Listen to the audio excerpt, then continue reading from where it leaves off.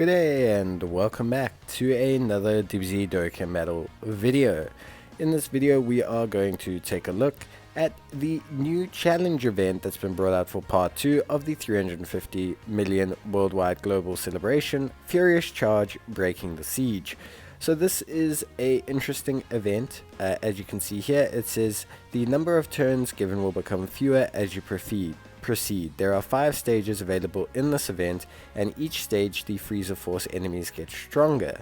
The stage itself has multiple enemies, and you get 3 turns for phases 1 to 2, you get 2 turns for phases 3 to 4, and you get 1 turn for phase 5. Pure Saiyan's category characters can deal increased damage, and of course Freezer soldiers will reduce the damage received from being attacked by characters who are not effective against their type. So Pure Saiyan's characters deal increased damage, but normal characters will deal normal damage. However, if they're the wrong typing, they won't deal as much damage. So it makes team building a little bit interesting. In terms of this event, actually there's quite a lot of rewards to be earned. So realistically, it's actually a really good event for players to give a try to. Obviously it is quite challenging, especially for newer players. Your box may not be diverse enough to take on this stage. What you're looking for, as you can see from the missions, is obviously you want to clear the stages, but you also want to get rid of all of the you need the various typings. There's a type stage for each one, and you get rewards for clearing 5, 10, 15, 20 and 25. So you get a stone for each one. Obviously you want to finish all of them, but if you can't finish all of them, there's still benefit to trying, because even clearing 5 or 10 will give you 1 or 2 dragon stones, and if you do that for each 5 types, that's 10 dragon stones. That's a lot of dragon stones. So yeah, just make sure that you go and give this your best shot, because it doesn't matter if you finish it. It's more important that you pick up as many rewards as you can. There are plenty stones, there's plenty kais, there's plenty of things that are available from this event, and I'm sure as you guys summon, as you guys Dokkan Awaken throughout the month, you'll get closer and closer to finishing the event. So what we'll do here is we'll try the first stage. I hadn't done the event at this point in time, so it's going to just be interesting to see a strategy I tried. It obviously didn't work, but that's okay. So it's always good to try these things. I think one thing I don't like about this stage is that it costs stamina. I think that's the only thing I don't like, and the reason I don't like that is I get it's kind of a stamina sink, I guess, for players who didn't really have much to do in the first part, who had farmed everything or who were finished farming everything, and it's nice to have a stamina sink, a stamina sink, thank you, for players who don't like link leveling. But the only real issue with stamina sinks is just that you can end up having 2 or 3 bad runs in a row and losing like 2 or 3 hours worth of stamina. So if you are going to try this event, just make sure that you've spent your stamina doing your other things for the day, and then you should be more than fine.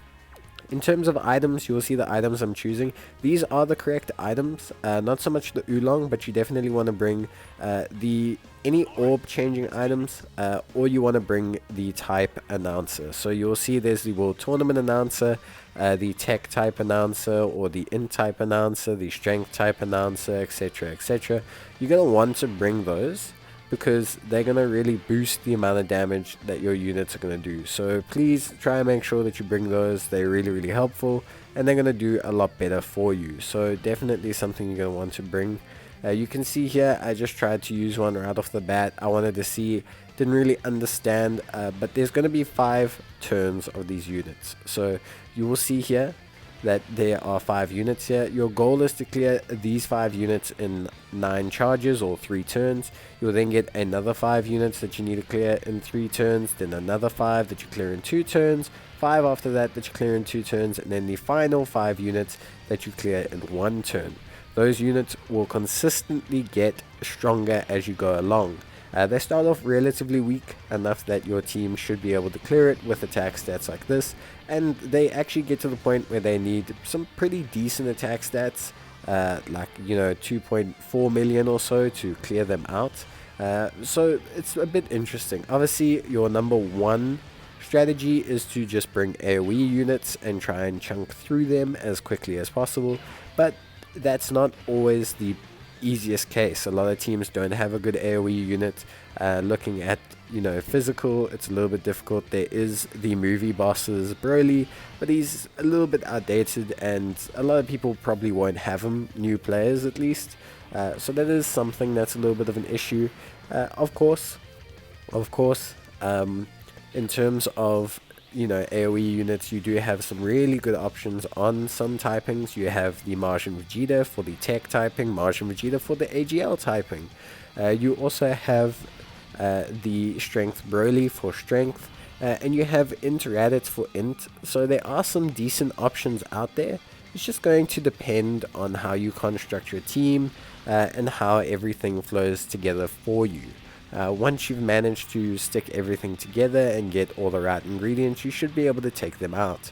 If you don't have AoE units, your next best bet is to take units that do multiple attacks, whether it's multiple additionals or multiple supers or have a chance of multiple supering, because you need to realistically have both rotations be able to take out 5 units at a time. It's not that good to rely on one rotation, because the final stage or the final turn of the event is essentially against 5 units in one turn. So because of that, it's not great really to have only one good rotation, because if that one good rotation doesn't make it into the final fight, you're not going to have the best chance of clearing the event, and it's very difficult. I mean, you can technically control your rotations to get them there if you plan everything perfectly, but it's very, very difficult to just plan everything out perfectly. So you really want to make sure that both rotations, even if it's just a slight chance, at least have the ability to clear the event. If they have the ability to clear an entire wave, even if it's only if they're all proc additionals, that's okay. Like, as long as that can happen, then you still have a chance. If you don't do that, then you don't have a chance. So just make sure that you obviously keep that in mind when you're building your teams, because that's really going to kind of determine how things go for you. Of course, AoE units do help, but you're going to need a situation where you have an AoE unit on each rotation ideally, because that's realistically going to be the best way for you to clear the event, having those options. Otherwise, your second rotation needs to have the ability to additional quite frequently. As you can see, the first couple stages are not really a problem, because you have enough turns to clear out the units, and if your units do damage, then you should be more than fine. Of course, you need to make sure that you have pure Saiyans on your team. I think that's the most helpful thing. You can put pure Saiyans on your team, and that does help in some regard. But of course, if you have a better rotation, if you just have more dupes and other units, if those units are just operating better, then it's not a problem to use those. I've seen people clear stages with multiple characters that aren't pure Saiyans on the team, because they have multiple dupes in them, or those units are better overall. So don't panic so much about sticking to solely pure Saiyans. Having pure Saiyans will help you, but having the ability to clear out units, do damage, and do additionals is going to help you more, especially when it gets tougher. Because there's been multiple times where I've taken a pure Saiyans unit that does like 1.2 million damage, and he doesn't clear the enemy, he doesn't kill them. Whereas I've taken a unit that does 3 million damage, and that unit does clear them, it does actually kill them. So it is one of those things where you don't really want to typecast yourself, but if you have good pure Saiyans that fit on the team you have in mind, then that's going to be the best bet. So yeah, just make sure that you do that, that you focus in and you get it done. Obviously we failed our mission here, our team build wasn't good enough, and you can see this little ending screen with Frieza kind of KOing us, taking out Planet Vegeta, which I guess makes sense, but of course he technically takes out Planet Vegeta even if we win, but I mean, to each of their own. So yeah, that was the stage. Just a little preview and a discussion about how you can build your teams. I will be posting videos about how to obviously beat the event with certain teams and everything. So if you want to copy those teams, you can take a look. I'll also give more in-depth thoughts about how to beat the event for each of those stages. But that being said, I think that's everything about the event. It's a really cool event. There's a lot of stones to get here. There's 5 stones per stage. That's 25 stones in total alone, just from completing all the stages. So that's a lot of stones and a lot of nice bonuses. Obviously, just bear in mind, number of turns become fewer as you go along. Pure sands do extra damage, and of course, try and take types that are effective against them. But that being said, that's it from me, guys, and I hope you enjoyed the video. Let me know in the comments down below how you're finding the event, and as always, stay safe, and until next time, bye.